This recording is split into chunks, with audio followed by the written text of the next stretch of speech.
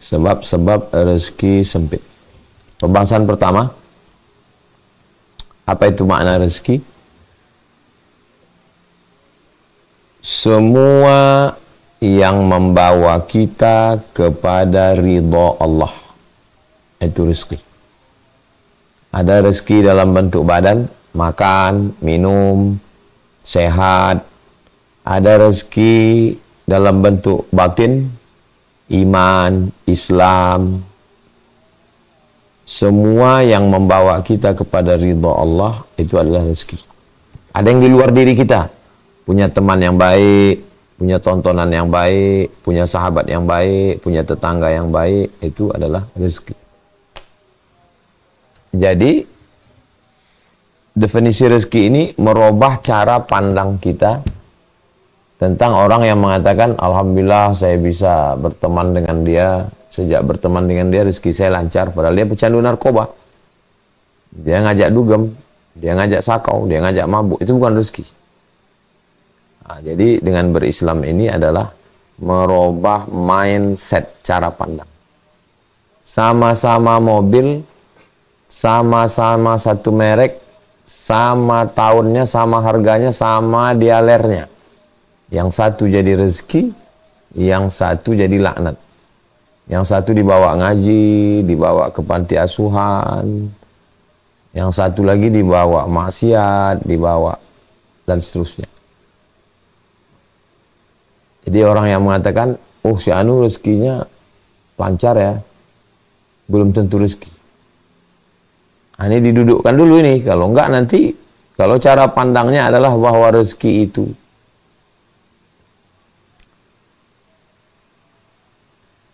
Nabi Muhammad SAW tidur di atas pelepah kurma, rumahnya kecil, kalau sholat mendorong kaki Sayyidatuna Aisyah. Sementara Raja Persia tidur di atas kasur empuk dari sutra, Fir'aun, hidup enak, nyaman di istana. Nabi Musa mengembala kambing. Kalau standarnya materi, berarti yang dapat rezeki Fir'aun. Nabi Musa nggak dapat rezeki. Yang dapat rezeki Qarun. Nabi Musa nggak dapat rezeki. Yang dapat rezeki Abu Jahal, Abu Lahab. Nah, ini maka sebelum kita masuk ke ayat, sebelum didudukkan dulu. Apa itu rezeki? Semua yang membawa kita kepada ridha Allah, itu rezeki. Sama-sama handphone, mereknya sama, tapi ada handphone yang jadi rezeki, ada handphone yang tidak jadi rezeki. Oke, setelah kita paham, insya Allah dari beberapa sampel contoh tadi, kita sudah paham. Pembahasan yang kedua, Surat Al-A'raf ayat 96. Surat Al-A'raf ayat 96. Walau anna ahlal qura amanu, seandainya penduduk suatu negeri itu amanu, beriman, wattaqau, takut kepada Allah, beriman, percaya. Setelah percaya, takut makan haram, takut zina, takut riba, takut narkoba, takut. La fatahna alaihim barakatin, kami bukakan berkah. Minas sama, dari langit, wal ard, dari bumi. Walakin kadzabu, nah ini dia. Ini yang terkait dengan tema kita, sebab rezeki sempit. Walakin kadzabu, tapi kalau mereka mendustakan ayat kami, tidak sholat, tidak puasa, tidak zikir, tidak ngaji. Walakin kadzabu, kalau mereka mendustakan ayat kami, akhadnahum, kami ambil rezeki itu, kami ambil berkah. Itu tetangga saya nggak sholat, rumahnya besar. Itu kawan saya nggak sholat, rezekinya lancar. Makanya di awal tadi diluruskan, itu bukan rezeki, itu namanya laknat. Oh kalau gitu saya mau laknat aja lah Pak Ustadz. Nah, ini makanya ngaji. Kalau nggak ngaji, nanti ngaji itu meluruskan pemahaman. Jangan ngikut mainstream, ngikut orang banyak, status quo. Yang ini bilang dia dapat rezeki, pecandu narkoba, nggak sholat, nggak puasa, nggak zikir, rumahnya besar, mobilnya mewah. Lalu orang-orang semua rajin bagi-bagi sebelum Idul Fitri, bagi-bagi, beli kurban sapi, semua orang tahu. Lalu orang mengatakan, ah, itu rezeki. Itu bukan rezeki, itu laknat namanya. Maka kata Allah, akhadnahum, kami cabut berkahnya, kami cabut rezekinya, materinya, atau berkahnya dicabut. Gara-gara apa? Walakin kadzabu, mereka mendustakan ayat-ayat kami. Akhadnahum, kami cabut. Al-A'raf 96. Jadi sebab dicabutnya itu gara-gara mendustakan umum. Mendustakan Allah melihat, mendustakan Allah mendengar, mendustakan Allah mengetahui, mendustakan Nabi Muhammad, mendustakan Islam, mendustakan Quran. Mendustakan itu apa maknanya? Nggak percaya. Percaya di mulut tapi tahyan tah tidak. Itu mendustakan namanya. Kadang mulutnya iya, tapi hatinya sebetulnya mendustakan. Mendustakan itu, hari ini ada razia Jalan Sudirman dari jam 9 pagi sampai jam 3 sore. Kemudian ada satu anak muda nggak pakai helm, bawa motor, pakai sendal, nyantai aja. Itu namanya mendustakan. Itu mana mendustakan. Pas ditanya orang, kok nggak takut razia? Cuek aja. Kalau ada, alhamdulillah. Kalau ada ya kita mutar balik. Kalau nggak ada, itu namanya mendustakan. Nggak percaya. Walakin kadzabu, kalau mereka mendustakan, akhadnahum, kami cabut, kata Allah SWT. Poin yang ketiga, surat Al-Anfal ayat 53. Surat Al-Anfal ayat 53.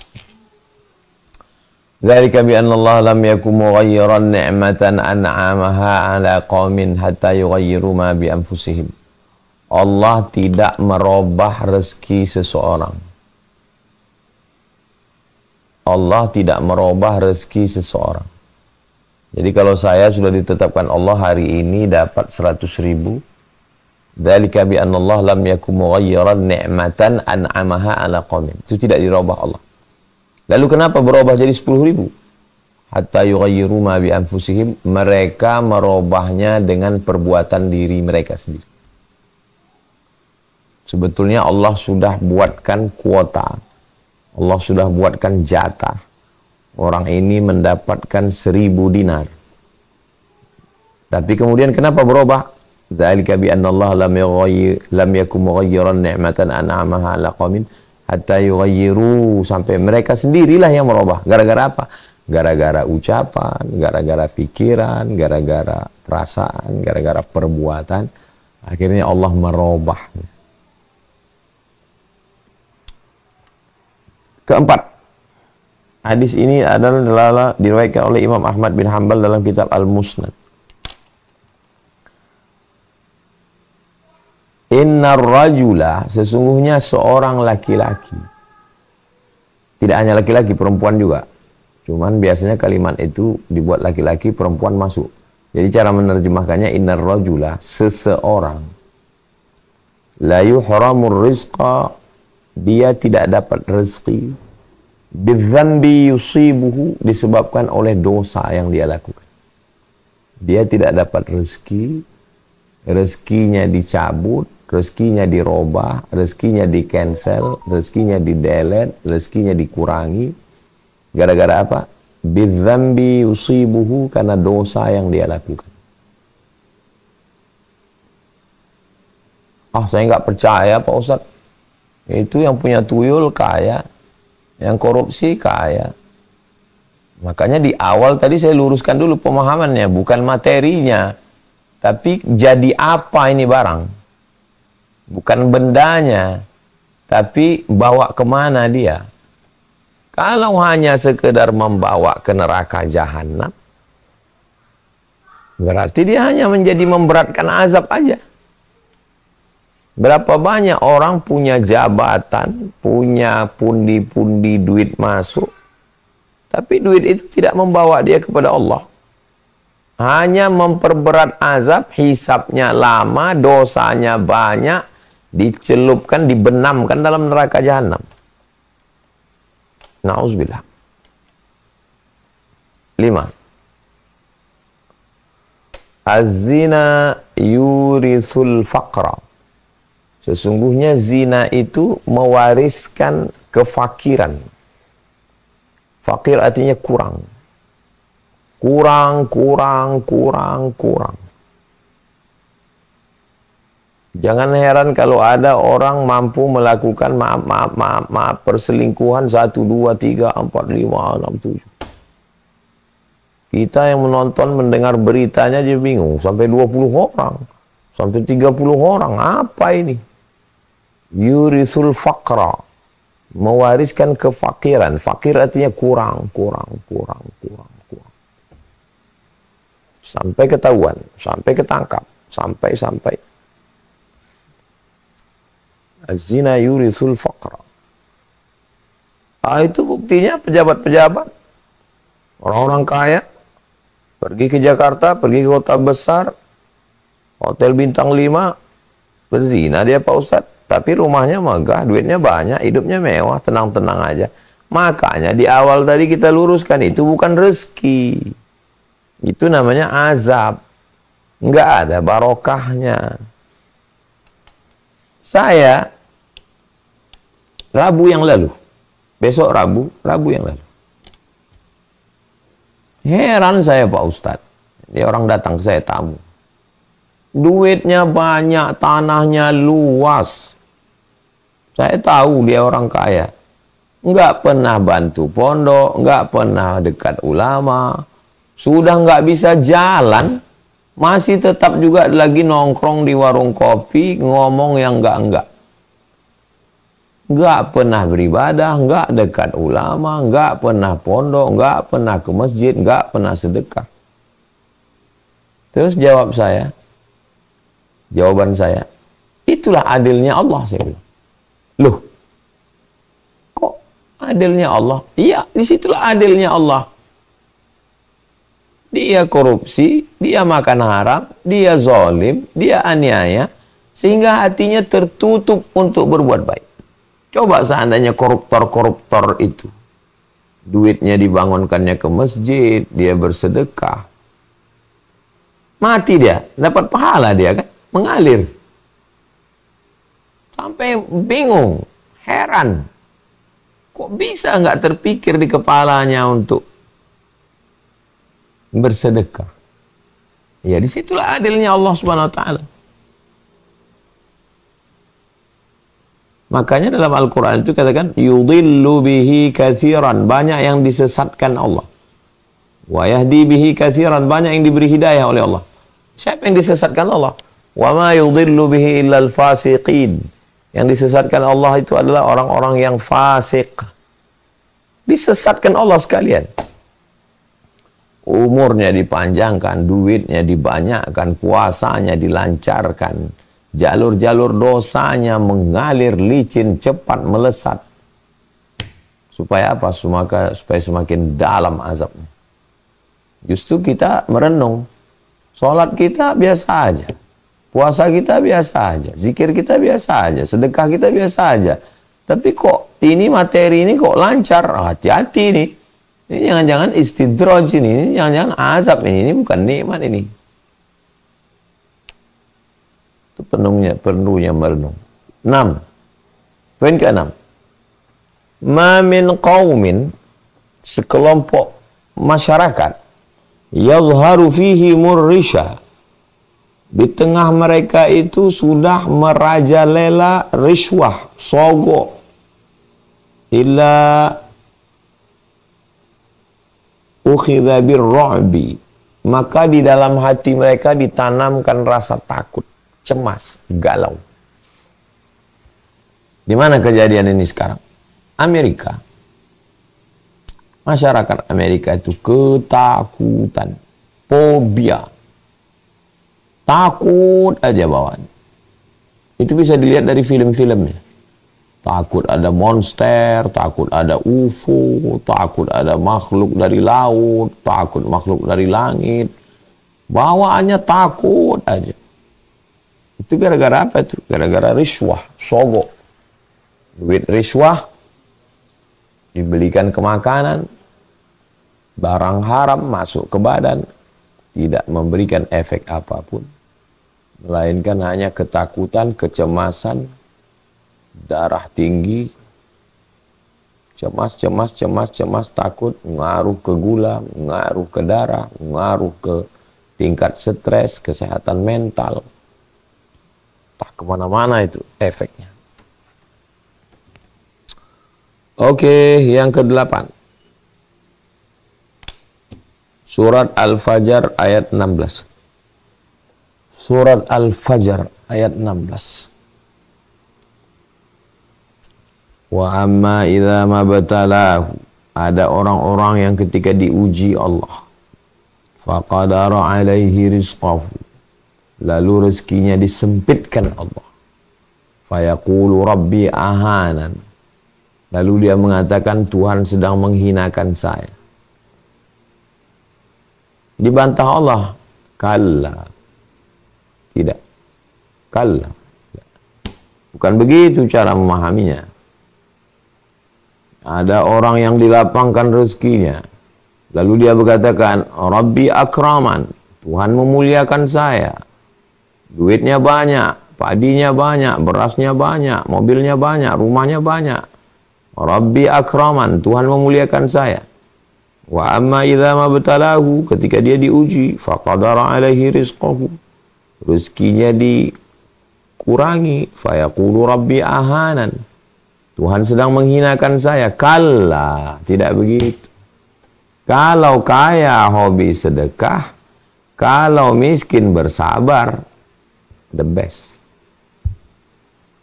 Kaya hura-hura, miskin stres, salah. Kaya bersyukur, miskin galau, masih 50-50. Tapi yang puncaknya adalah kaya bersyukur, susah bersabar. The best. Kaya lupa sama Allah, miskinnya makan haram. Na'udzubillah. Nah, jadi Islam datang merubah cara pandang.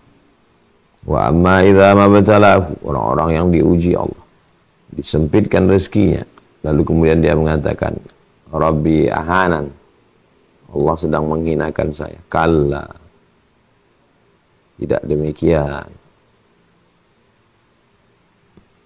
9. Poin ke-9. Al-Qalam ayat 45. Al-Qalam ayat 45. Wa umli lahum, aku ulur. Ibarat main layang-layang, wa umli, aku ulur, talinya diulur supaya makin tinggi nyangkut. Makanya kalau hidup kita ini agak ada macetnya dikit, kita introspeksi diri, syukur. Yang dikhawatirkan itu diulur, nyangkut, nggak bisa turun. Paksa putus benang. Mau ditarik, nyangkut, mau dipanjat, nggak bisa, udah terlalu tinggi. Paksa diputus. Wa umli lahum, ada orang-orang yang kuulur. Inna kaidi matin, sesungguhnya tipu dayaku sangat kuat. Na'udzubillah. Berada dalam tipu daya Allah. Wa makaru, mereka menipu Allah. Wa makarallah, Allah balas tipu mereka. Na'udzubillah. Poin ke-10.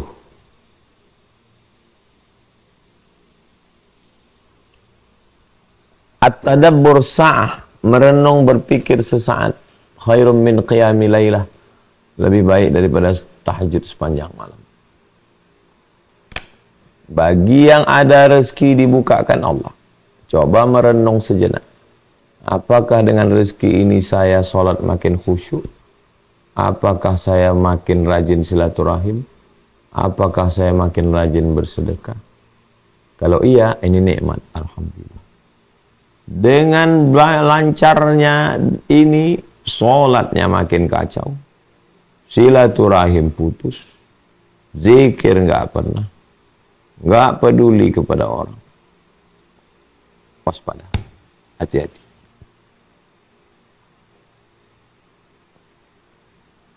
Afala tatafakkarun.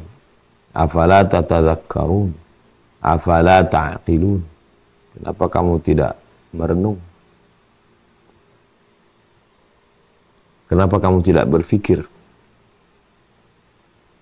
Jadi kalau kita pahami ini dengan baik, maka insya Allah Allah Subhanahu wa Ta'ala akan menjaga kita supaya tidak terjerumus, supaya kita betul-betul Islam ini sebagai jalan hidup.